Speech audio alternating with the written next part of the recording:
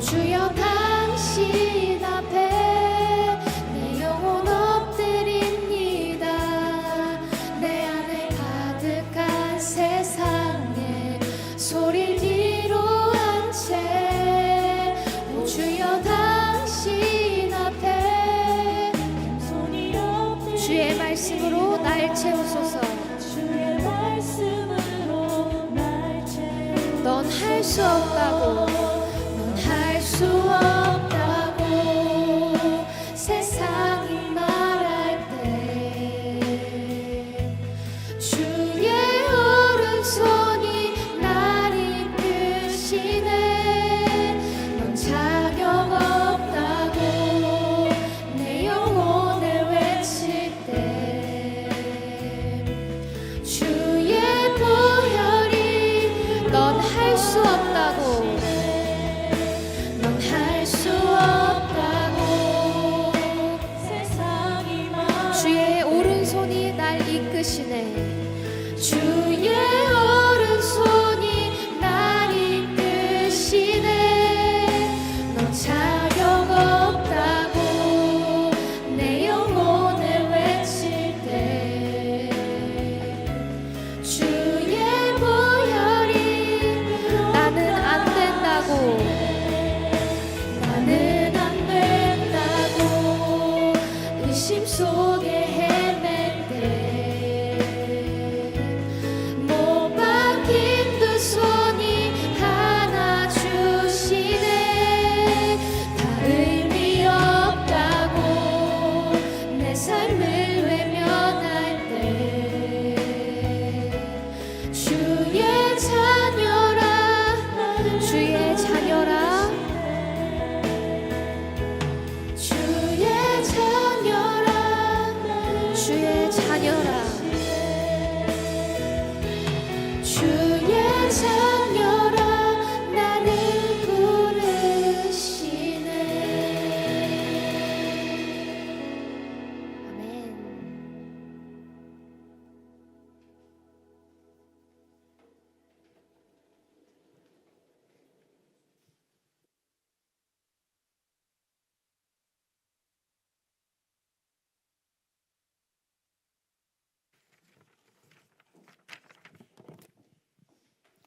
기도드리겠습니다. 지금도 이 세상을 주관하시고 이끄시는 하나님 아버지, 한 주간도 저희를 하나님 보호 속에 살아내게 하여 주심을 감사드립니다. 오늘 드려지는 예배 가운데 성령께서 우리 모두에게 임하여 주셔서 은혜 받는 시간 되게 하여 주시옵소서.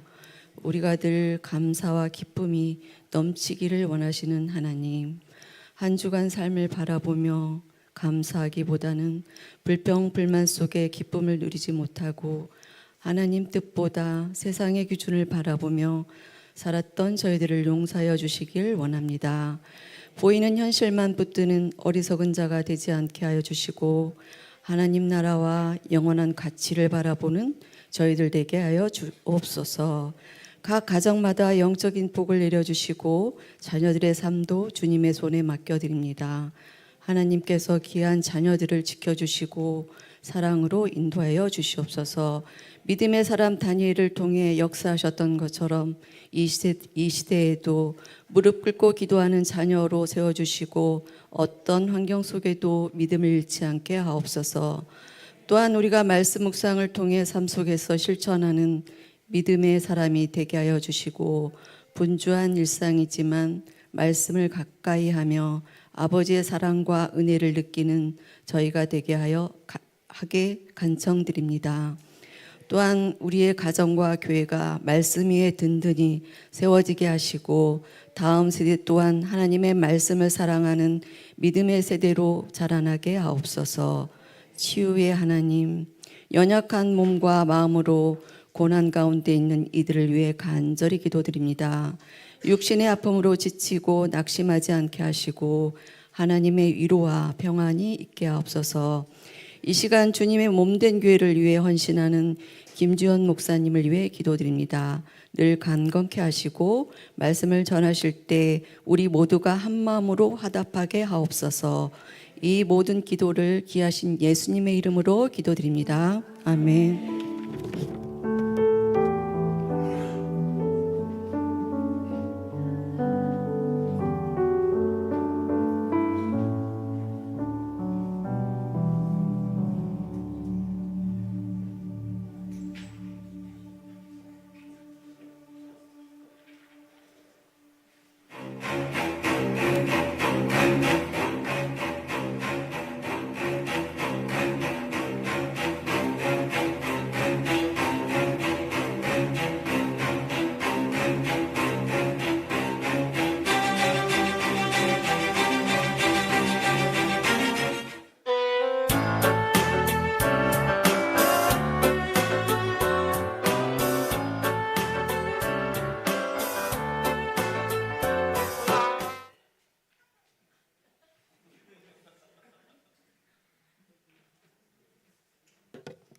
안녕하세요. 관과하러 올라온 최원동 집사입니다. 네, 오늘 저희 또 그 마가복음 MTM 예배가 3부에 예정되어 있으니까요. 많은 참석 부탁드립니다. 매주 레전드를 갱신하고 있는 것 같습니다. 매주 아주 더 즐거운 공연 예배로 찾아오고 있으니까 꼭 참여해서 함께 즐겨주셨으면 좋겠습니다. 네, 그리고 저희 또 이번 주 마가복음 MTM을 다 하신 분들에게 커피 쿠폰을 다 발송드린 걸로 알고 있어요. 네, 오늘 꼭 사용해 주시고 오늘 아니면 이제 사용을 못 하십니다. 네, 약간 야박하게 느끼실 수 있겠지만 저희 재정부 상황도 이렇게 고려해 주셔서 꼭 오늘 내로 사용해 주시면 되겠습니다. 저희 이제 매주 라디오 해설하고 MTM 어플리케이션 진행되고 있는데 혹시 이게 좀 어려우신 분들은 저희 그냥 지나가는 청년 아무나 붙잡고 어떻게 하는지 설명해 달라고 하시면 아니면 저를 붙잡고 하셔도 되고 저한테 꼭 물어보시고 이거 어떻게 쓰는 거냐라고 물어보시면 제가 친절히 알려드리도록 하겠습니다. 그래서 다 전 교회가 함께 했으면 좋겠고요. 저도 이거 다 들어봤는데 그냥 딱 틀어놓고 한번 듣고 저희 말씀 묵상하면은 좀 더 풍성하게 되더라고요. 그래서 꼭 같이 해주셨으면 좋겠습니다. 네, 또 중고등부 청년부 연합 수련회가 예정되어 있습니다. 7월 17일로 알고 있는데 17일 제헌절과 그 토요일을 껴서 그렇게 금토로 알고 있는데 저희 뮤지컬 예매 관계로 1차 모집 곧 마감할 예정입니다. 그래서 김태형 전도사님에게 꼭 신청을 해주시길 부탁드립니다. 제가 김태형 전도사님한테 예고편을 살짝 들었는데 아주 엄청 어마어마한 걸 준비하고 계시더라고요. 그래서 함께 그 중고등부가 이제 있다면 함께 독려하셔가지고 이제 참여했으면 좋겠습니다. 그래서 또 다음 소식은 친교 순모임 있습니다. 저희 매달 첫째 주 오후 예배를 친교 순모임으로 가집니다. 그래서 다음 주 6월 7일에는 순모임으로 대체하고요. 순내에 또 좀 더 위로나 또 방문이 필요한 순원이 있다면 꼭 같이 함께 하셔가지고 그런 즐거운 시간 되시기를 바랍니다. 네. 필리핀 선교 후원 기능성 화장품 판매 이번 주 마지막이라고 합니다. 네. 또 후원해주신 김창호 장로님, 수고해주신 김수진 사모님 감사합니다. 꼭 이번 주 내로 신청해 주시길 부탁드립니다. 또 남녀 전도의 임원 모임이 예정되어 있습니다. 다음 주 6월 7일 오전 예배 후 명예 장로 권사 취임식을 위해서 광고 나와 있죠. 예일교회 본당에서 이루어지니 또 본당에서 모여서 그 준비 함께 해주시길 부탁드립니다. 이거 끝나고 임원 모임 끝나고 순모임을 가시면 되겠네요. 장로회의 오늘 오전 예배 후 유아실에서 모이겠습니다. 지난주에도 했는데 이번 주도 아주 저희 교회를 위해 아주 큰 행사가 준비되어 있나 보네요. 네, 감사합니다. 프레이즈 팀 나와서 찬양 드리겠습니다.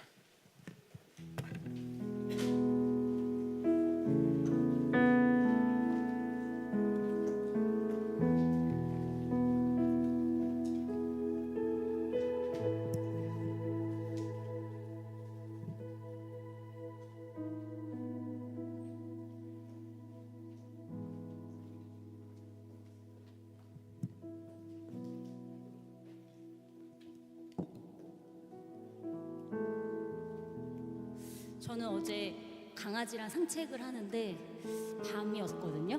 근데 바람이 너무 솔솔 불면서 너무너무 행복했어요. 쪼꼬랑 산책하면서. 요즘에 날씨가 덥긴 하지만 저녁에는 정말 최고로 좋은 날씨인 것 같습니다. 여러분도 그렇게 생각하십니까? 그 모든 거 하나님이 주신 선물입니다. 이 시간에 그 하나님께 진심으로 기쁨으로 찬양 올려드립니다.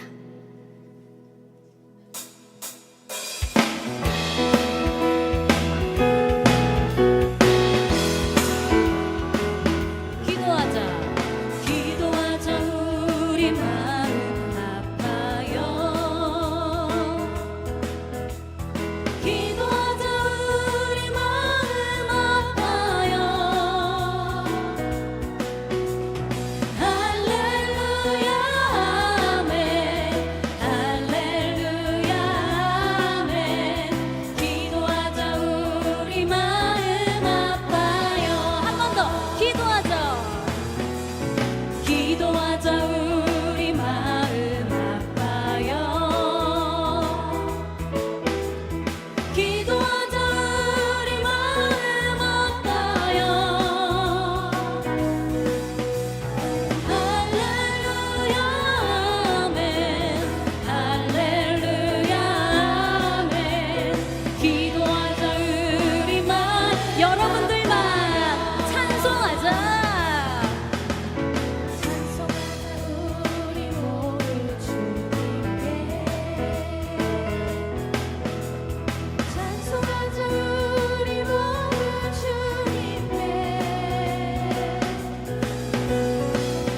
할렐루야 아멘. 할렐루야 아멘. 찬송하자 우리 모두 주님께. 우리 목소리로만 걸어가자 박수 치면서 걸어가자 하늘 영광 저무는 걸어가자 하늘 영광 저무는 할렐루야 아멘. 할렐루야 아멘. 걸어가자 하늘 영광 큰 소리로 바라보자. 바라보자 주님 계신 천국을. 바라보자 주님 계신 천국을. 할렐루야 아멘. 할렐루야 아멘. 바라보자 주님 계신 천국. 할렐루야 아멘. 한 번 더 할렐루야 아멘. 할렐루야 아멘. 할렐루야 아멘. 바라보자 주님 계신 천국을. 아멘. 하나님께 영광 돌려드립니다. 할렐루야 아멘. 기도를 잘한다는 게 무엇일까요? 기도를 잘한다는 말은 유창하게 내 말이 끊어지지 않고 쭉쭉쭉쭉 나오는 그런 기도를 잘하는 기도라고 할까요? 그런 기도가 잘하는 기도라고 생각하진 않습니다. 내 말이 어눌할지라도 하나님 아버지께 내 진심을 담아내서 기도하느냐, 그것이 가장 중요하다고 봅니다. 왜 아기가 태어나서 말을 할 수가 없잖아요. 그럼 우리 아기는 어떻게 합니까? 옹알대죠. 그럼 우리 어른들은 어떻게 해요? 그 아기를 바라보고 이 녀석 말도 못하는 이 녀석 큰일 나겠네 뭐 이러지 않잖아요. 그냥 아기가 옹알대면 나도 그랬어, 그런 일이 있었어 막 이런단 말이에요. 그런 일 있지도 않았는데. 그런 것처럼 아기가 옹알된다는 것은 어떻게 보면 정말 의미도 통하고 무의미도 통하는 그런 세계인 것 같다는 생각이 듭니다. 우리가 하나님 앞에서 옹알된다고 해서 너 그게 무슨 소리냐 이러시지 않는다는 얘기입니다. 이 세상에서 내가 유창하게 기도를 잘하지 못한다 할지라도 인생이 너무 고달프고 때로는 너무 힘들어서 기도조차 나오지 않을 때, 그때 우리 하나님께 나아갈 때 하나님은 그 기도를 하나님 나라가 내게 임하소서 하고 우리의 기도를 들으신다고 합니다. 우리 기도가 남들보다 유창하지 않아도 여러분 괜찮습니다. 하나님은 우리 기도를 모두 읽고 계시기 때문입니다. 저희 할아버지가 있어요. 저희 할아버지가 100세세요. 대단하시죠? 근데 우리 할아버지 아직도 그 삼천보를 걸어서 새벽 기도를 가십니다. 그럼 총 6,000보를 걷는 거죠. 100세인데. 근데 정말 대단한 것 같아요. 그래서 제가 예전에 할아버지랑 어디 펜션에 놀러 갔었거든요. 근데 저희 할아버지 습관이 뭐냐면 새벽 3시 반에 일어나서, 목사님이셨어요. 우리 할아버지가 은퇴하시고 새벽 3시 반에 일어나서 그때부터 무릎 꿇고 기도를 하세요. 근데 제가 화장실 가느라고 잠깐 나왔는데 문이 살짝 열려서 할아버지 기도하는 모습이 보였습니다. 근데 저희 할아버지가 유창하게 기도하시는 게 아니라 그냥 무릎 꿇고 어떻게 하시냐면 아버지 그냥 이러시는 거예요. 그냥 계속 아버지 이러는 거예요. 저는 그 기도가 뭔가 마음이 찡했어요. 이상했어요. 그게 아마도 할아버지가 하나님을 향한 마음이 그냥 담겨 있기 때문에 저는 막 엄청 정교한 기도가 아니더라도 저한테 느껴졌던 것 같습니다. 하나님은 우리의 신음소리를 들으십니다. 우리가 고통하는 소리도 다 들으십니다. 그 문제를 해결하기 위해서 이 세상에 오신 분이십니다. 우리가 힘들고 지치고 어려울 때 사람에게 이야기하고 기대는 것보다 기도함으로 하나님의 영의 감동이 여러분들에게 있으시길 간절히 소망드립니다. 이 시간에 내 기도하는 그 시간 찬양드립니다.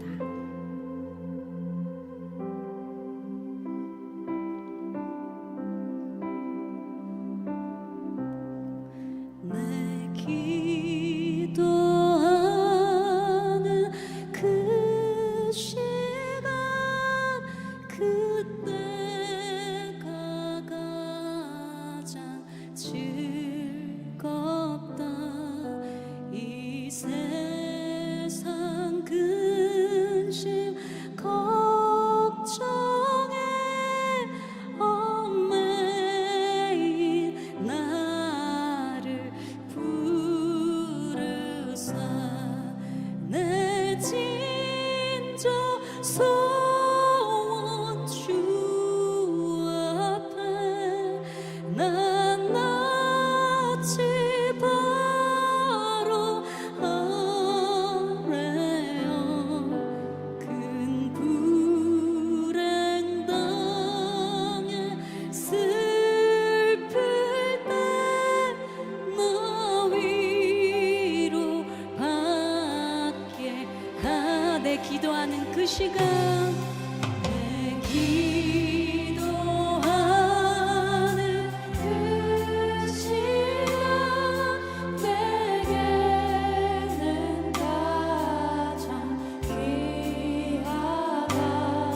저 광야 같은 세상을 끝없이 방황하다가 위태한 길을 떠나서 주께로 내가 이끌려 그 보좌 앞에 나아가 그 은혜가 여러분들만 고백 들으시다. 내 기도하는 그 시간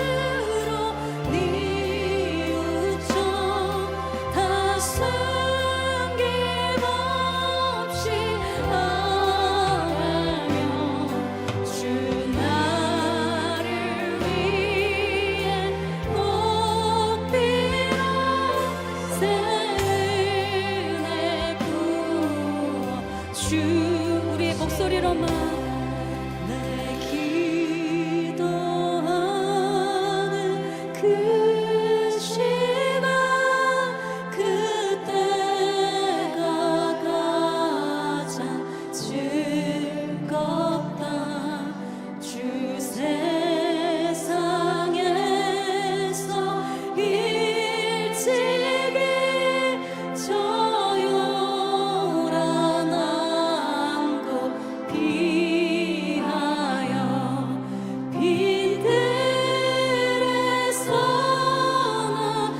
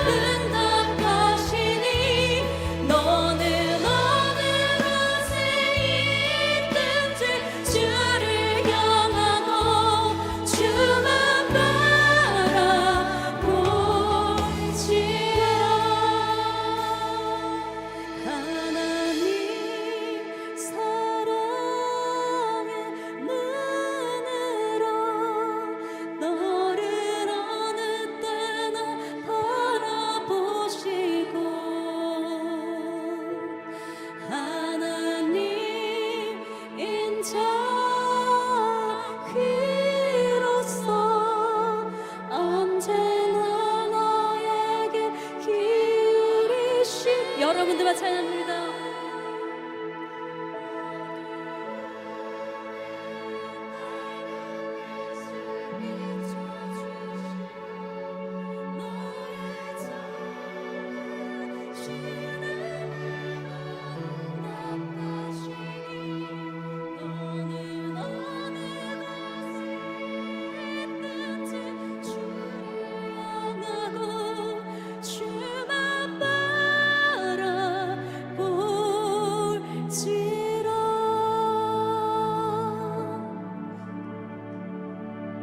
우리는 낙관주의가 팽배해 있는 시대를 살고 있는 것 같습니다. 여러분들은 어릴 때부터 이런 얘기 많이 들어오셨죠? 걱정 마, 다 좋아질 거야. 넌 뭐든지 할 수 있어. 노력하면 안 되는 게 없어. 문제가 있어도 해결책을 찾으면 돼. 어느 정도 맞는 말이고요. 이런 말은 우리가 힘들고 낙심했을 때 위로가 되기도 합니다. 하지만요, 성경은요, 항상 모든 일을 긍정적인 면만 바라보게 하지는 않습니다. 세상에는 우리가 노력한다고 되지 않는 일도 있습니다. 아니, 어쩌면 우리가 노력해도 되지 않는 일들이 더 많은 것 같습니다. 보통 어떤 일이 그럴까요? 보통 죄와 죽음의 문제는 우리의 노력으로 해결할 수가 없습니다. 우리가 어떻게든 지나가야 할 고난의 양이라는 것이 있습니다. 이 고난은요, 우리가 기도한다고 하나님께서 고난을 걷어가 주시지는 않습니다. 또한 육신을 입고 있는 이상 하나님을 경험하고 느끼고 듣고 여기에 항상 우리는 한계가 있습니다. 이 영혼의 어두움의 문제, 이것은요, 우리가 그저 노력한다고 되어지는 문제가 아닌 것 같습니다. 제 아들 진표가 어릴 때 3살 때 일이었습니다. 아들 손을 잡고 걸어가는 것을 제가 참 좋아했는데요, 그러던 중에 길가에 죽은 새 한 마리가 놓여 있었습니다. 이 3살짜리 어린 아이에게는요, 이 죽음이라고 하는 것을 마주해 본 적이 없었습니다. 진표는 동화 속에 살고 있었거든요. 모든 것이 해피엔딩으로 끝나야만 됐었거든요. 근데 진표가 그 죽은 새를 보고요, 한참 동안 주저앉아서 보더니만 저를 올려보며 물어봤습니다. 아빠, 이거 고칠 수 있지? 동화 속에 살던 진표는 이렇게 끝나면 안 된다는 겁니다. 그 아름답고 귀여운 새가 이렇게 죽음으로 끝나는 것을 받아들일 수가 없었던 것 같아요. 이 어린아이에게 어떻게 죽음을 가르칠 수 있을까요? 근데 아빠로서 저는 아무 말이나 할 수는 없었습니다. 그래서 저는 이렇게밖에 말할 수 없었는데요. 아니, 진표야, 이건 고칠 수 없어. 오늘 다니엘서 12장은요, 이 질문 앞에 서 있는 우리에게 하나님이 던져주시는 대답입니다. 하나님이 이 세상을 완전히 새롭게 하시는 그날까지 우리가 살아가는 이 땅에는요, 슬픔과 눈물이 계속될 것이다. 죽음과 이별의 아픔은 계속될 것이다 라고 성경은 말하고 있습니다. 여러분들은 이런 얘기를 들을 때 어떻습니까? 실망스럽습니까? 근데 역설적이게도요, 이 사실을 우리가 인정할 때 우리는 진짜 소망을 바라볼 수가 있습니다. 오늘 12장은요, 포로 생활 이후에 하나님이 다니엘을 만나주신 내용입니다. 자, 그들은요, 이스라엘 백성들은 포로 70년이 끝나고 나면 고향으로 돌아오게 될 것이고, 그렇게 되면 모든 것이 회복될 것이라고 기대했습니다. 성전을 다시 지을 것이고, 떠나갔던 하나님의 영광이 성전으로 돌아올 것이라 기대를 했습니다. 그런데 현실은 그렇지가 않은 거예요. 70년 포로 기간이 끝나고 돌아왔는데 이스라엘은 여전히 폐허 가운데 있었고, 그들은 여전히 고난 가운데, 가난 가운데 살 수밖에 없었습니다. 성전의 재건마저 막혀버리고 반대가 거세게 들이닥쳤습니다. 70년의 포로 기간이 끝나면 뭔가 좀 희망차고 새로운 일들이 시작될 것 같았는데 그들의 삶은 여전히 무너져 있었습니다. 그들은 무너진 성전터 앞에서 하나님께 물어야만 했습니다. 하나님, 도대체 언제까지입니까? 우리는 언제까지 이렇게 무너진 채로 살아야만 합니까? 하나님이 약속하신 그 영광스러운 날은 언제 오는 것입니까? 아니, 진짜로 오기는 하는 걸까요? 우리가 신앙생활을 하다 보면요, 이런 질문에 문득문득 마주할 때가 있습니다. 저는 예수 그리스도 믿는데, 예수 믿는데 왜 이렇게 삶이 힘들기만 합니까? 아니, 언제까지 이렇게 힘든 고난을 견뎌야만 합니까? 하나님, 언제까지 제게 침묵하실 것입니까? 하나님, 내가 고난받을 때 하나님은 어디에 계십니까? 오늘 본문이 여러분들에게 이 해답을 던져주기를 간절히 소망합니다. 오늘 12장은요 엄중한 경고로 시작을 합니다. 12장 1절 보면요, 그때에 내 민족을 호위하는 큰 군주 미가엘이 일어날 것이요 또 환란이 있으리니 이는 개국 이래로 그때까지 없던 환란일 것이며. 포로 기간이 끝나면 이제 소망의 말씀을 던져줄 것 같았는데 주님은 뭐라고 말씀하시냐면 개국 이래로 그때까지 없던 환란이 있을 것이다. 이것은 그냥 우리가 넘어갈 수 있는, 인생 가운데 누구나 겪을 만한 환란이 아니라 인생의 가장 어두운 밤, 가장 추운 겨울이 있을 것이다. 이렇게 말씀하고 있는 겁니다. 그런데 이 환란으로 끝마치는 것이 아니라 이어서 주님은 이렇게 말씀하십니다. 12장 1절에 보면 그때에, 그 큰 환란이 있을 때에 내 백성 중에 책에 기록된 모든 자가 구원을 받을 것이라. 우리는 보통 구원이라고 하는 것은 하나님이 모든 일이 잘 되고 형통할 때 일어나는 일이라고 착각할 때가 많습니다. 근데 성경은요 우리에게 이렇게 말합니다. 환란이 있을 것이다. 고난이 있을 것이다. 인생에 눈물이 있을 것이다. 근데 그때에 하나님이 작정하신 모든 자가 구원을 받을 것이다. 여러분, 인생을 한번 돌아보면요, 우리 인생 잘 나갈 때 우리가 주님을 경험하는 게 쉽지가 않습니다. 내 인생 하는 대로, 내 생각하는 것마다 잘 풀릴 때 무릎 꿇고 주님을 깊이 만나는 경험 거의 없어요. 여러분, 주일날 여러분 왜 여기 앉아 계시는지 아십니까? 인생 가운데 어려움이 있었고요, 그 어려움 가운데 주님 만난 겁니다. 교만한 모든 죄인들은 마찬가지예요. 우리가 교만해서 하나님 앞에서 하나님 없이도 잘 살 수 있을 때 우리는 하나님을 찾지 않습니다. 근데 우리 인생 가운데 막힘이 있고 그 막힘 가운데, 한계 가운데 주님을 경험했기 때문에 겸손히 주님을 예배할 수 있는 자로 우리가 만들어져 가고 있는 것입니다. 주님은 환란에 대해서 우리가 새로운 시각을 열어주시는데요, 환란은 오겠지만 이 환란과 고난은 성도를 절대 무너뜨리지 못한다.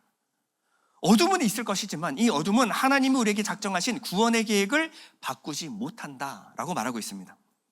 성도는요, 이 고난의 현실을 부정하는 사람이 아닙니다.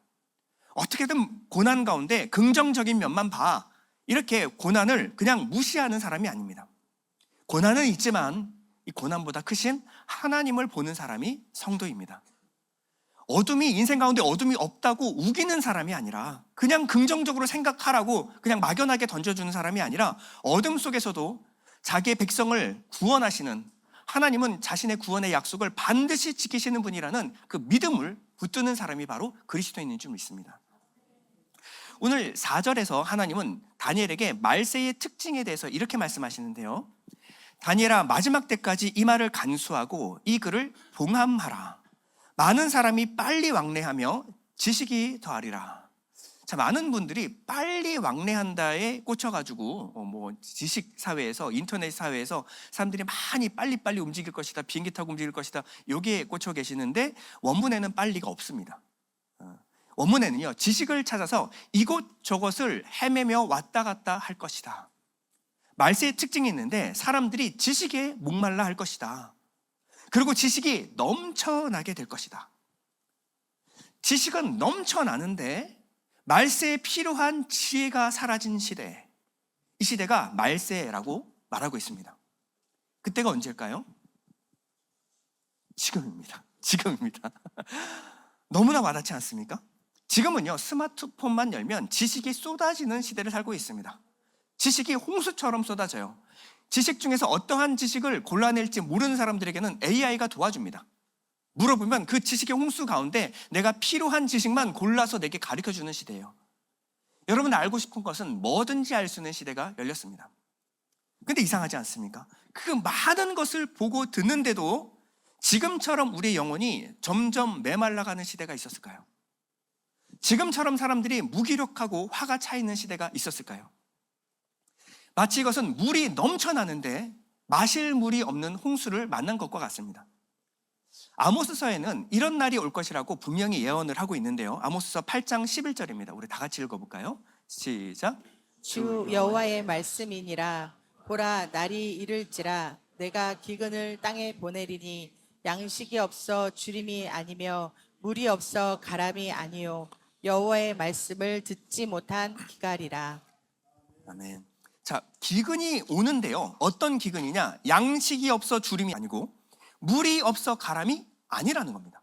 아니 어떤 기근이, 이런 기근이 있습니까? 먹을 것 충분하고 마실 물도 충분한데 기근이래요. 어떤 기근이냐? 하나님의 말씀, 여호와의 말씀을 듣지 못한 기갈이 이르게 될 것이다. 이어서 이렇게 말하는데요, 사람이 이 바다에서 저 바다까지, 북쪽에서 동쪽까지 비틀거리며 여호와의 말씀을 구하려고 돌아다녀도 얻지 못하리니. 사람이 하나님의 말씀을 찾아야 되는데 바다에서 바다로 옮겨 다닙니다. 세상 한가운데서 아무리 헤매도 하나님의 진리의 말씀을 찾지 못하는 시대가 오게 될 것이다. 여러분, 우리 환난의 때 우리에게 필요한 것은요, 단순 지식이 아닙니다. 성경에 대해서 많이 알면 환난을 겪었을 때 우리가 괜찮을까요?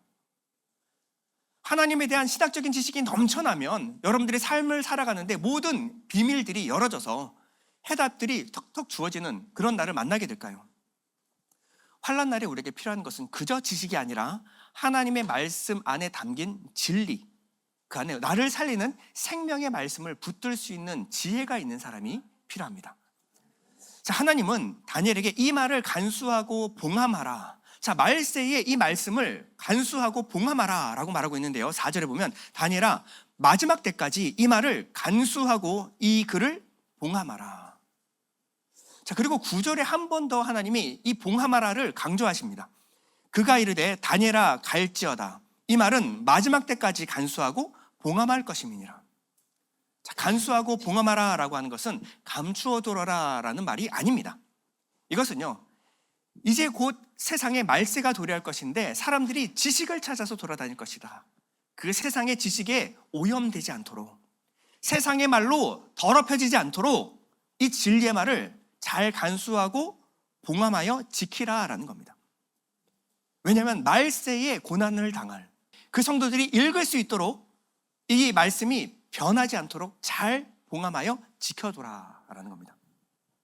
이 말세를 살아가는 우리에게 반드시 필요한 말씀이기 때문에 이 말씀이 변질되지 않도록 지키라는 겁니다. 여러분, 다니엘 시대에는요, 이 놀라운 구원의 비밀이 봉함되어 있었습니다. 아직 온전히 드러나지 않았어요. 그런데 신약 시대에 와서 그 봉함되었던 책이 열어지는 사건이 일어납니다. 자, 이 사건이 요한계시록 5장에 기록이 되어 있는데요, 5장 1절에 보면 내가 보매 보좌에 앉으신 이의 오른손에 책이 있으니 안팎으로 썼고 7인으로 봉하였더라. 자, 오른손에 이 구원의 책이 있습니다. 구원의 책이 있는데, 그런데 7인으로 봉하여서 아무도 읽을 수 없도록 봉하여졌어요. 그래서 그 책을 펼 수 있는 사람이 아무도 없어서 사도 요한이 그 자리에 앉아서 주저앉아서 울기 시작합니다. 그때 장로가 곁에 서서 이런 얘기를 합니다. 장로 중에 하나가 내게 말하되 울지 말라. 유다 지파의 사자 다윗의 뿌리가 이기었으니 이 책과 그 7인을 떼시리라 하더라. 자, 유다 지파 하면 왕과 사자를 상징했습니다. 자, 유다 지파의 뿌리, 다윗의 뿌리, 다윗 하면 왕과 사자를 상징하는 인물이죠. 이 다윗의 뿌리가 이기었으므로 봉한 두루마리를 그가 떼실 것이다. 자, 그러면 이 얘기를 들으면 어떤 분이 와서 이 인을 떼실 거라고 기대를 합니까? 예수 그리스도, 강력한 왕관을 쓰신 사자, 유다의 사자가 와서 이 봉함을 뗄 거라고 생각하는데, 그 오랫동안 감춰졌던 구원의 미스터리가 어떻게 열어진지 보세요. 6장 1절에 보면 내가 보매 어린 양이 7인 중에 하나를 떼시는데, 누가 뗀다고요? 사자가 아니라 어린 양이 7인 중에 하나를 떼기 시작합니다. 구원의 비밀이 열어지기 시작해요. 우리를 구원하실 분이라고 하면 세상의 정복자, 힘을 가진 거대한 군주가 나타나서 우리를 구원해낼 거라고 생각을 합니다. 근데 하나님의 구원의 비밀이 어떻게 열어지는가? 우리를 위하여 싸울 어떤 군주가 아니라 우리를 위하여 죽으실 하나님의 어린 양 예수로 말미암아 우리의 구원이 성취가 됩니다. 이 구원이 어떻게 성취가 되냐? 그분이 고난을 받으심으로 우리에게 구원과 생명이 허락이 된다는 거예요. 이 덮였던 봉함된 책은요, 무엇으로만 열어지는가? 십자가와 부활의 비밀로만 열어진다라는 겁니다. 다니엘은요, 이 봉함된 이 계시가 열어질 날을 그토록 기다렸습니다. 그런데 우리는요, 어린 양 예수 그리스도를 통해서 이 봉함되었던 책이 십자가의 빛 아래서 열어지는 시대를 살아가고 있습니다. 이 복음에 감추어졌던 비밀들이 계시가 되는 시대를 살아가고 있어요. 예수와 예수께서 하신 구원의 비밀을 깨달은 사람, 이 사람을 뭐라 그러냐? 지혜를 가진 사람이라고 말하고 있습니다. 지혜를 가진 사람. 오늘 10절에 보면요, 많은 사람이 연단을 받아 스스로 정결하게 하며 희게 할 것이나 악한 사람은 악을 행하리니 악한 자는 아무것도 깨닫지 못하되 오직 지혜 있는 자는 깨달으리라. 자, 마지막 때를 견뎌낼 수 있는 힘을 가진 사람은요, 많은 정보와 지식을 가진 사람이 아닙니다. 빠른 정확한 판단력을 가진 사람도 아니라는 거예요. 마지막 환난 내에 우리를 살리는 것은요, 예수 그리스도의 십자가의 구원의 은혜, 그 은혜를 깨달은 사람만이 이 말세를 이길 수 있는 믿음을 소유할 수 있다라는 겁니다. 그러므로 지혜 있는 자는요, 세상의 말, 지식의 홍수에 떠내려가지 않고요, 생명의 우물, 생명의 말씀이신 예수 그리스도를 깨달아서 그 진리로 마시는 사람, 예수 그리스도의 그 구원이 내 마음에 진짜 구원으로 와닿는 사람만이 이 시대를 이겨낼 수 있는 믿음을 소유할 수 있다라고 성경은 말하고 있습니다.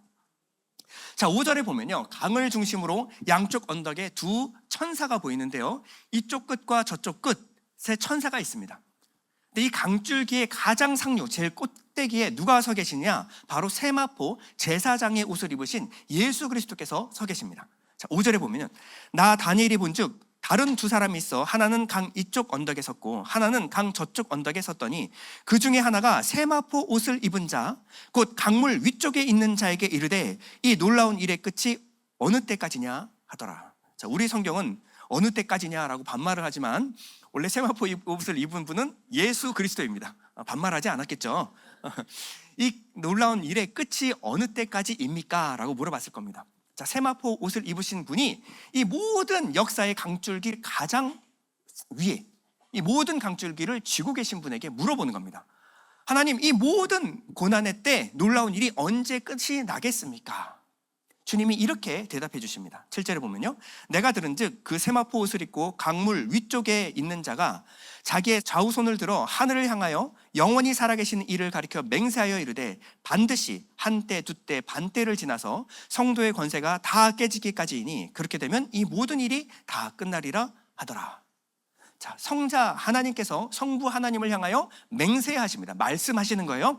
한때 두때 반때를 지나서 모든 성도의 권세가 끝날 때, 깨어질 때 이 모든 일이 끝나게 될 것이다.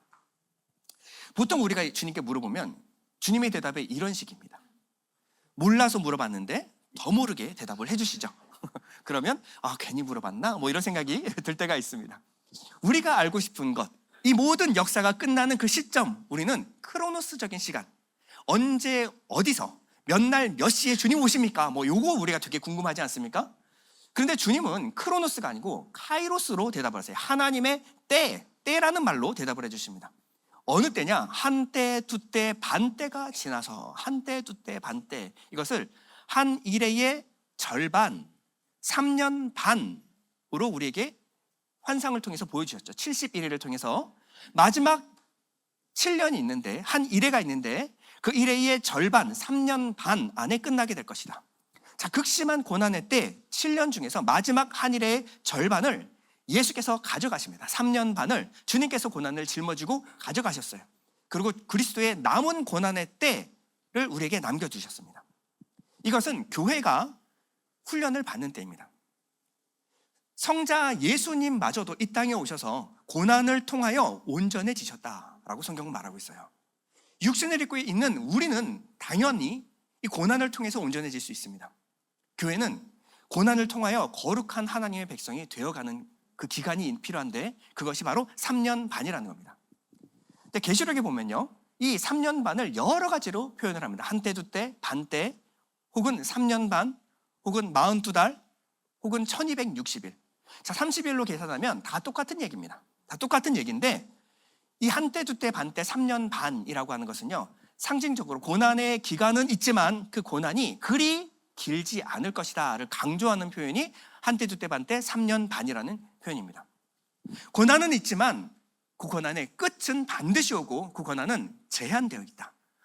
하나님이 허락하신 그 기간에만 우리가 고난이 허락되어 있는 것이다 라는 거예요.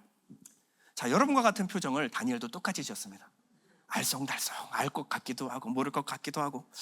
그래서 이 말씀을 들은 다니엘이요, 구체적으로, 아니 그런 얘기 말고 좀 구체적으로 이 모든 일의 끝이 어떻게 끝나겠습니까? 날짜를 물어보면 대답을 안 해주실 것 같으니까, 그래서 구체적으로 어떤 일들이 일어나겠습니까? 를 물어보는데요. 8절입니다. 내가 듣고도 깨닫지 못한지라. 할렐루야. 다니엘도 못 알아들었습니다. 내가 이르되 내 주여 이 모든 일의 결국이 어떠하겠나이까? 자, 언제가 아니라 어떠하겠나이까? 그랬더니 주님이 환한 미소를 지으며 다니엘을 보고 대답을 해주십니다. 그게 궁금했구나. 자, 11절. 매일 드리는 제사를 폐하며 멸망하게 할 가증한 것을 세울 때부터 1290일을 지낼 것이요 기다려서 1335일까지 이르는 그 사람은 복이 있으리라. 자, 속이 후련하십니까? 좀 어떻게 이제 구체적으로 설명을 해주시는데 또 숫자가 나오죠. 1290일, 1335일이라는 숫자가 나옵니다.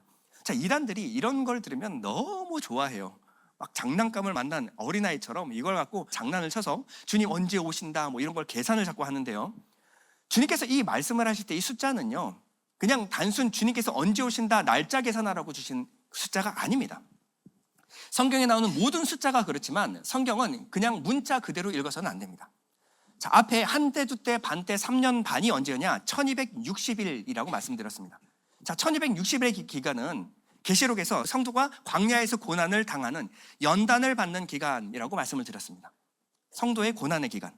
근데 거기에 30일을 더한 숫자 1290일은요, 주님께서 뭐라 그러냐면 죄와 악을 완전히 멸하기까지, 죄와 악을 섬멸하는 기간이 1290일.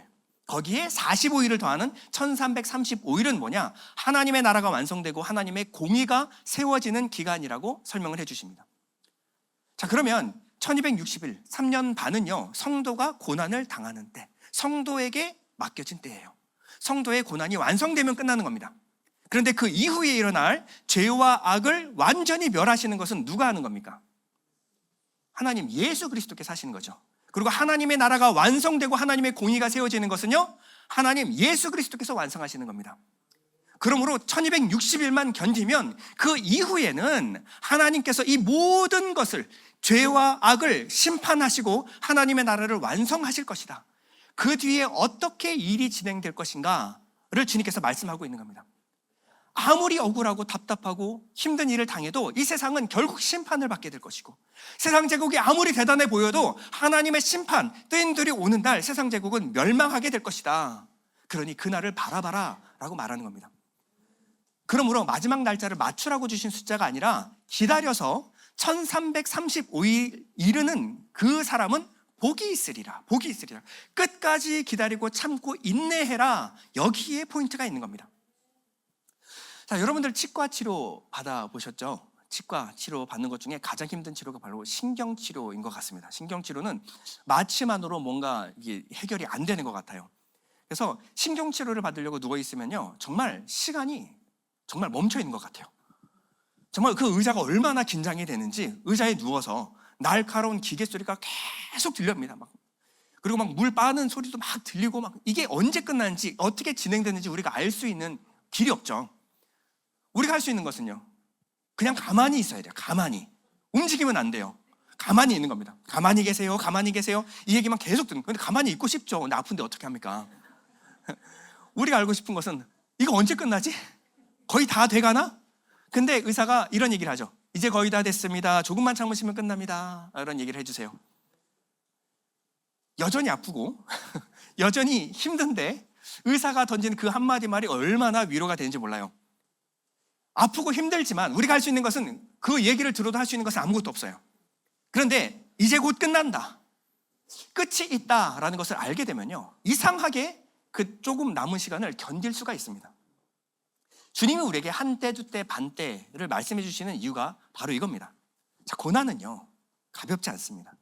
고난은 머릿속에 있는 어떤 철학적인 게 아니라 삶에서 우리가 겪는 실제라는 거예요.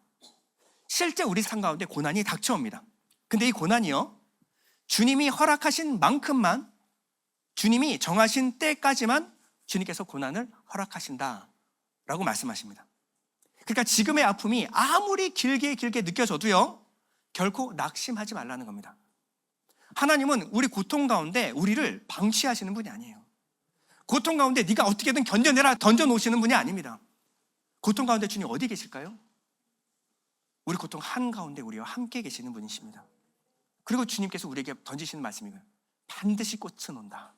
이 고난이 영원하지 않을 것이다. 고난당하는 사람은요, 사진 속에 갇힌 것 같아요. 멈춰 있는 겁니다.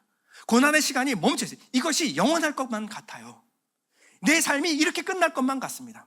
주님께서 말씀하시는, 이렇게 끝나지 않는다. 우리 인생은 이렇게 망하지 않는다. 고난 중이라도 내가 너를 붙들고 있다. 이렇게 말씀하고 계시는 거예요.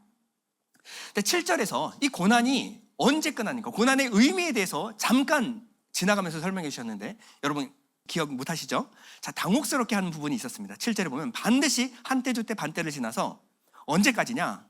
성도의 권세가 다 깨지기까지니 그렇게 되면 이 모든 일이 다 끝나리라 하더라. 자, 무엇이 깨진다고요? 세상 권세 아닙니까? 세상 권세 아니에요? 성도의 권세가 다 깨지기까지니. 아니, 악한 자들의 권세가 깨져야 되는 거 아니에요? 우리들에게 온갖 힘과 능력을 주셔서 세상을 이기고 정복할 수 있는 그런 날을 우리에게 주셔야 되는 거 아닙니까?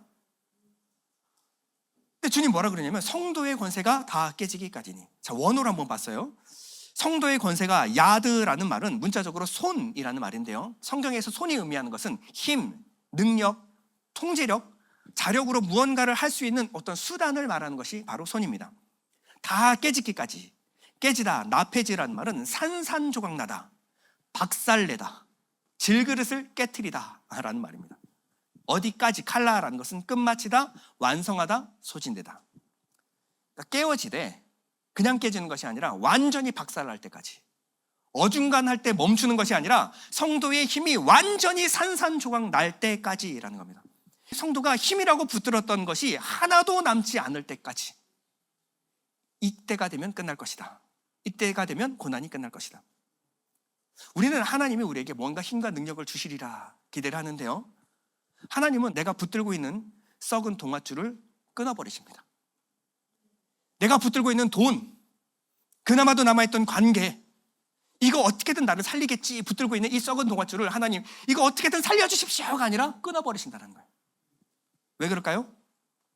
내가 붙들고 있는 그 내 힘, 내 능력, 내 지혜, 내 경험, 내 계획을 의지하는 그 동안은 내가 결코 하나님 의지하지 않기 때문에, 하나님 바라보지 않기 때문에 그거 끊어놔야 네가 온전히 하나님만 의지하게 될 것이다.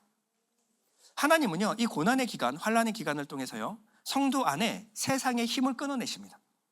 하나님보다 의지하던 것을 박살내십니다. 내가 붙들고 있던 헛된 기대와 소망이 깨어지기를 주님은 원하시는 거예요. 하나님이 제국의 권세 하나 못 깨뜨리시겠습니까? 성경이 말하는 주님은요, 철장으로 이 질그릇같이 세상을 깨뜨리시는 분이라고 말하고 있습니다. 주님께 세상의 권세는 아무것도 아니에요. 그런데 주님의 관심은요, 제국의 흥망성쇠가 아니라 성도의 거룩에 있습니다. 다니엘서에서 나오는 이 제국, 짐승, 우리가 싸워야 할 대적은 어디에 있어요? 내 밖에 있는 것이 아니라 내 안에 있더라는 거예요.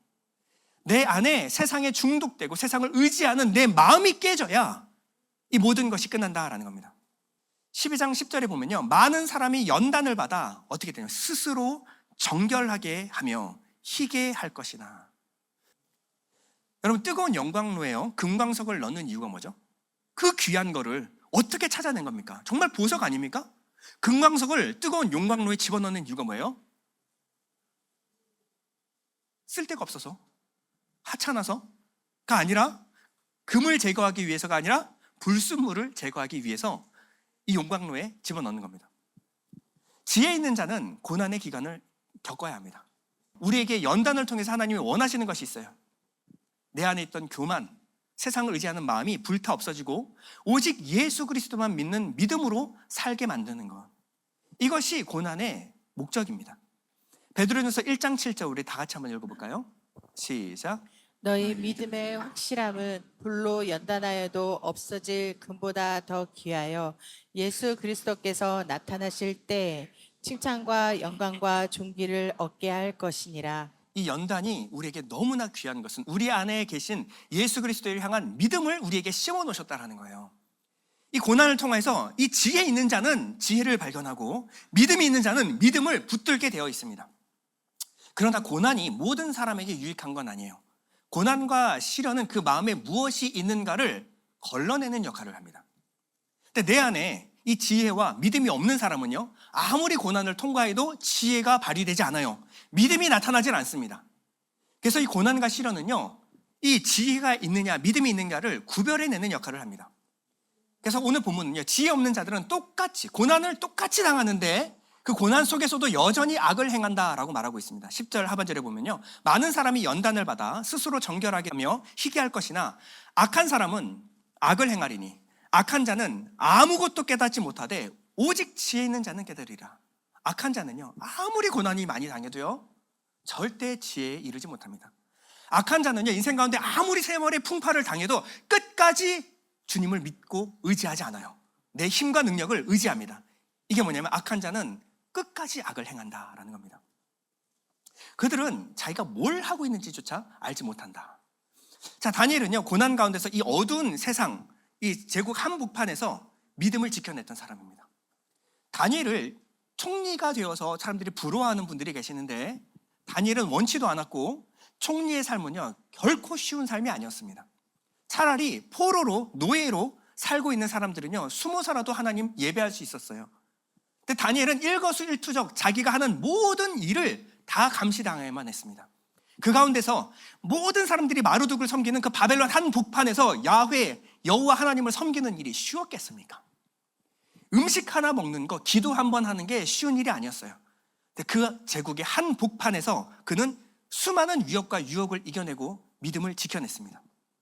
그러기 위해서 그는요, 매일매일 순교하는 삶을 살았어요. 이것을 믿음을 지키기 위해서는 자신의 목숨을 항상 내놓아야만 했습니다. 그 다니엘에게 하나님은 인생 말년에 별 이야기를 하시는데요, 3절에 보면요, 지혜 있는 자는 궁창의 빛과 같이 빛날 것이요 많은 사람을 옳은 대로 돌아오게 한 자는 별과 같이 영원토록 빛나리라. 여러분, 다니엘서 1장을 기억하시는 분 거의 안 계시겠지만, 다니엘이 포로로 끌려왔을 때 바벨론의 모든 지혜를 배웠습니다. 그 지혜가 뭐냐? 바로 점성술에 관한 지혜였습니다.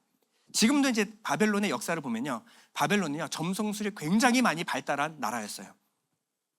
당시 박수라고 하는 사람은요, 하늘의 별을 관측하고 그 별을 통해서 앞으로 일어나는 일들을 예측하는 것이 바로 박수가 하는 일이었습니다. 그리고 다니엘은요, 이 박수를, 모든 박수를 관리하는 박수장 관리자였어요. 그러면요, 다니엘은요, 이 바벨론으로 끌려온 이후로 70년 동안 매일매일 거의 하루도 빼놓지 않고 밤마다 하늘의 별을 올려다 봐야만 했습니다. 남들이 다 자고 있는 그 시간에 다니엘은 깨어서 외로이, 그리고 고요히 밤하늘을 올려다 보아야만 했습니다. 다니엘은 별을 보면서 기도를 했을 거예요. 하나님, 어느 때까지입니까? 언제까지입니까? 평생 주님을 위하여 섬겨왔던, 믿음으로 살아왔던 다니엘의 마음속에 품고 있었던 이미지는 바로 별이었습니다. 근데 다니엘의 사명이 끝나는 그때, 수명이 이제 얼마 남지 않은 그때, 하나님은 다니엘을 와서 위로하시는데 뭐라고 말씀하십니까? 너는 하늘의 별과 같이 빛날 것이다. 다니엘을 너무 잘 아셨어요. 그 모든 외롭고 힘겨운 씨름, 믿음을 지키기 위해서 싸웠던 그 모든 시간들을 하나님이 다 보고 계셨습니다. 다니엘이 얼마나 위로가 됐을까요? 하나님은 다니엘에게 말씀하십니다. 다니엘아, 이제 이 땅에서 너의 시간이 이제 얼마 남지 않았구나. 그러나 너의 살아온 모든 삶은 이 시대를 비추는 별과 같은 삶이었다. 이제 나는 너를 별과 같이 되게 하여 이 짙은 어둠 속에 살아가야 될 그 후손들, 너와 같은 믿음을 가진 자에게 길잡이가 되어줄 별이 되게 만들어주겠다. 주께서 말씀하셨습니다. 다니엘은 정말로 어둠 가운데 빛나는 별처럼 살았어요. 그러나 다니엘이 대단해서 그렇게 별이 된 건 아닙니다. 우리가 다니엘서도 살펴봤지만 다니엘은 때마다 낙심했고 때마다 원망해야만 했습니다. 하나님, 언제까지입니까? 어둠 가운데, 절망 가운데, 한 치 앞도 보이지 않는 그 어둠 가운데 갇혔을 때 다니엘은 할 수 있는 것이 기도밖에 없었기 때문에 그 기도를 붙들 수밖에 없었습니다. 그런데 그 모든 순간 하나님의 앞에서 무릎 꿇었기 때문에 하나님이 그의 인생을 별과 같다라고 인정해 주신 겁니다. 그 모든 순간 자기 힘과 지혜가 아니라 하나님의 은혜, 하나님의 얼굴 앞에 엎드렸기 때문에 그 인생을 하나님 뭐라 그러냐면 너는 인생은 별과 같이 빛날 것이다. 다니엘은 하나님의 은혜가 있었기 때문에 그 별과 같이 살아갈 수가 있었습니다. 결론입니다. 창세기에 우리는요, 너는 흙이니 흙으로 돌아갈지니라. 이게 우리 모든 인류에게 떨어진 저주였어요. 우리는 죄 가운데 태어나서 티끌 가운데 살아가다가 먼지로 돌아갈 수밖에 없는 인생이었습니다. 이게 바로 저주예요. 아무리 많이 가지면 뭐합니까? 결국 죽음 앞에서 그것은 아무것도 효력을 발휘하지 못합니다. 아무리 높이 올라가도 결국 그는 먼지, 흙, 먼지가 되어서 돌아갈 수밖에 없는, 우리의 인생의 결론은 결국 죽음입니다. 사람들에게 박수받고 인정받고 기억이 돼도 결국 죽음 앞에 서면 아무것도 없이 다 흩어져 버릴 수밖에 없는 인생이 우리의 인생입니다. 우리는 때때로 인생 가운데 한계를 만납니다. 죽은 새 앞에서 주저앉아 있었던 어린 진표의 모습처럼 우리는 이 땅을 살아가면서 하나님께 수차례 물어봐야만 할 것입니다. 우리 인생 문제 가운데 우리는 죄로 겪는 이 많은 수많은 문제 가운데 하나님께 묻습니다. 아빠, 이거 고칠 수 있지? 이 질문 앞에서 하나님은 능력이 있으시다, 못할 것이 없으시다, 이런 얘기가 아니라 하나님 뭐라고 말씀하시냐면 이건 고칠 수 없어. 하나님 아무 일도 없을 것이다 라고 말씀해 주시는 것이 아니라 아프지만 마주해야 될 진실을 우리에게 말씀해 주십니다. 하나님이 이 세상을 완전히 심판하시는 그날까지 악인은 여전히 악을 행할 거야. 그날까지 고난, 아픔, 슬픔, 이별, 눈물은 계속될 거야. 주님은 우리에게 환난이 있다라고 말합니다. 눈물이 있을 것이다. 성도가 고난받는 때가 있을 것이다. 근데 주님 분명히 우리에게 말씀하시는데요, 그러나 그 모든 고난, 환난도 역경도 그리스도 예수 안에 있는 하나님의 사랑에서 우리를 끊을 수 없으리라. 주님 말씀하십니다. 고난은 있지만 영원하지 않을 것이다. 반드시 끝은 있다. 그러니 믿음으로 조금만 더 견뎌낼 수 없겠니? 나는 이 연단을 통과하여 너를 밤하늘에 빛나는 별과 같이, 궁창의 빛과 같이 만들 거야. 여러분, 하나님의 약속은요, 우리 인생을 조금 고쳐서 괜찮은 사람 만드는 정도가 아니에요. 우리 인생을 향한 하나님의 계획은요, 그저 한두 가지 문제 해결해서 좀 더 나은 인생 만들어주기 프로젝트가 아니라는 겁니다. 하나님은 티끌 가운데 자는 자를 깨우시는 분이십니다. 먼지 같은 인생에 오셔서 그 먼지 같은 인생에 생명을 불어넣으시고 다시 일으켜 세우시는 것이 하나님의 계획입니다. 그 티끌 먼지 같은 나에게 주님께서 찾아오셔서 궁창의 빛과 같이 만들어주겠다, 밤하늘의 별과 같이 만들어주겠다, 영원토록 빛나는 그 빛, 그 생명을 우리 가운데 심어 놓으셨습니다. 여러분, 어두울수록, 고난 가운데일수록 우리 가운데 심어 놓은 이 빛은 더 극명하게 빛을 발합니다. 그러니 낙심하지 마십시오. 고난 가운데일수록 더욱더 주님 의지하시기 바랍니다. 그리고 결국 마지막 날 그 믿음으로 끝까지 견뎌낸 자를 하나님께서 그 약속대로 궁창의 빛과 같이, 밤하늘의 별과 같이 빛나게 만들어 주실 줄 믿습니다. 오늘 3절 마지막으로 한 번 더 읽고 마치도록 하겠습니다. 3절 시작. 지혜 있는 자는 궁창의 빛과 같이 빛날 것이요, 많은 사람을 옳은 대로 돌아오게 한 자는 별과 같이 영원토록 빛나리라. 아멘. 우리 잠시 눈을 감고 기도하겠습니다. 기도하는 성도들 모두 될 수 있게 우리를 붙잡아 주시옵소서. 우리 한 가지만 더 함께 기도하겠습니다. 하나님, 이해되지 않는 고난이 우리 삶에 너무나도 많습니다. 절망스럽지만 우리가 이 시간 다니엘서 말씀을 통하여 그것이 끝나는 때가 반드시 있음을 깨닫습니다. 우리가 이 연단을 통하여 영원히 빛나는 별이 되게 하실 그 약속을 붙잡고 이 고난이 가득한 삶을 우리가 열심히 살아내겠다고 우리 함께 통성으로 기도했으면 좋겠습니다. 하나님, 우리의 삶에 정말로 이해되지 않는 고난과 훈련의 순간들이 너무나도 많습니다. 하나님, 세상 권세가 언제나 이기는 것 같고, 하나님, 성도의 삶은 언제나 정말 나약한 것 같고 어리석은 것 같지만, 하나님, 이 모든 고난을 통하여 하나님 우리를 연단하실 주님을 바라봅니다. 하나님, 주님께서 아버지 이 모든 고난을 통하여 약속하신 것은 하나님, 우리가 정금같이 하나님 우리의 삶의 이 모든 고난을 통하여 오직 하나님만 바라보게 하는 아버지 그러한 정금과 같이 빛나는 삶을 아버지 완성시키신다고 말씀하십니다. 하나님이 끝나는 때가 어느 때입니까? 세상의 권력이 판을 칠 때에 우리의 마음의 소망이 이 세상이 아닌 주님을 향할 때 이 모든 고난이 끝날 것입니다.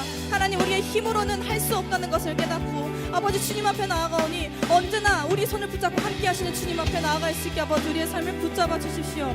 하나님이 연단을 통하여 영원히 빛나는 별이 되게 하셨다는 그 아버지 그 약속을 붙잡고 나아갑니다. 우리의 삶이 끝나는 것과 같고 절망적인 것만 같고 하나님 예수님을 믿으면 아버지 정말 아무것도 아닌 것과 같은 아버지 우리의 그 암흑한 이 마음 가운데 하나님 결국 우리의 이 모든 연단된 삶이 하나님 하늘의 별과 같이 빛나는 반짝이는 삶이 될 것이라고 말씀하고 계십니다. 하나님 우리가 이 세상을 살아가면서 붙잡아야 될 소망이 무엇입니까? 주님의 이 약속입니다. 우리의 성도의 모든 삶 가운데 이 마음 가운데 이 소망이 가득할 수 있도록 우리의 삶을 붙잡아 주시옵소서. 감사합니다. 나의 길 오직 그가 아시나니 나의 길 오직 그가 아시나니 나를 단련하신 후에 내가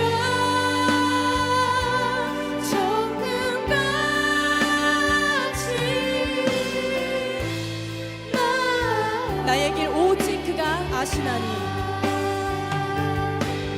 나의 길 오직 그가 아시나니 나를 단련하신 후에 내가 정금같이 우리 전심으로 찬양합시다. 나의 길 오직 그가 아시나니 나의 길 오직 그가 아시나니 나를 단련하신 후에 내가 정금같이 우리 목소리로만 찬양할까요? 나의 길 오직 그가 아십니다. 나의 길 오직 그가 아시나니 나를 단련하신 후에 내가 정금같이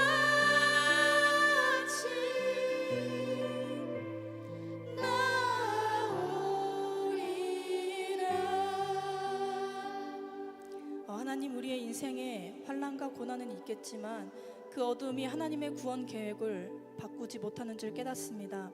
우리의 구원은 힘센 군주, 용맹한 왕이 아닌 어린 양으로 말미암는 줄 알게 하심에 너무나도 감사합니다. 예수님마저 고난을 통해 완전해지셨음을 말씀에서 깨닫습니다. 우리 교회도 이 고난을 통하여 훈련받고 연단하여 온전히 하나님만 바라보는 존재로 바뀔 수 있도록 도와주세요. 우리의 소망이 모두 끊어지는 것이 때론 뼈저리게 아프지만 그 모든 순간에 나를 붙들고 계신 주님의 은혜를 깨닫고 우리 삶을 연단하시는 주님만 의지할 수 있는 성도들 되게 해주세요. 하나님, 주님의 얼굴을 구하는 자는 하늘의 별과 같이 영원히 빛나게 하실 것입니다. 우리가 이 믿음 안에 거하는 모든 성도 될 수 있게 도와주세요. 예수님의 이름으로 기도드립니다. 아멘. 우리 함께 봉헌 찬양하도록 하겠습니다.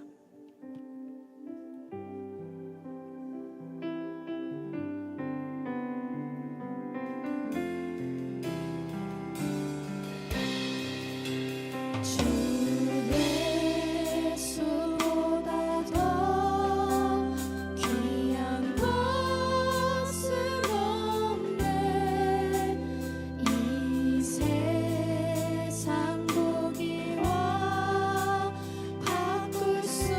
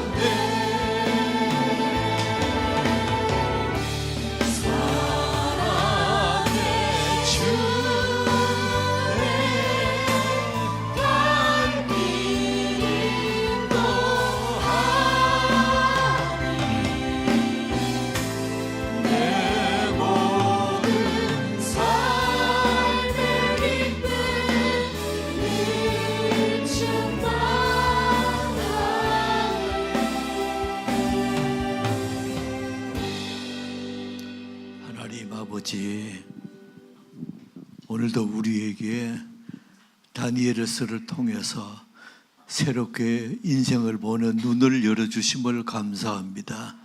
우리 현실은 아직도 고통과 눈물이 있고 또 슬픔이 있지만은 누가 우리를 그리스도의 사랑에서 빼앗으리요. 주님, 주께서 우리 손을 꼭 잡고 계심을 믿습니다. 평강의 하나님이 우리와 함께 하심을 믿습니다. 오늘도 주님 앞에 귀한 예물 드립니다. 기쁨으로 드립니다. 감사로 드립니다. 드리는 손길마다 기도 제목과 함께 드렸사오니 주께서 받으시고 그 손 꼭 잡으시고 잘했다, 수고했다, 충성된 종아 말씀하여 주옵소서. 11정금, 감사헌금, 주일헌금, 선교헌금, 건축헌금, 갈대상자헌금, 구제헌금 믿음으로 드립니다. 감사로 드립니다. 하나님 그 손길을 통해서 계속 하나님의 영광이 드러나게 하시고 하나님께서 함께 하심을 경험하도록 도와주옵소서. 지금은 우리 구주 예수 그리스도의 무한하신 은혜와 하나님의 크신 사랑하심과 성령의 감화 감동 내주 교통하심이 주께서 사랑하는 예일교회와 그 교우들과 예배드리는 모든 심령 위에 하나님의 평강이, 하나님의 감사가, 하나님의 인도가 이제로부터 영원까지 함께 있을지어다. 아멘.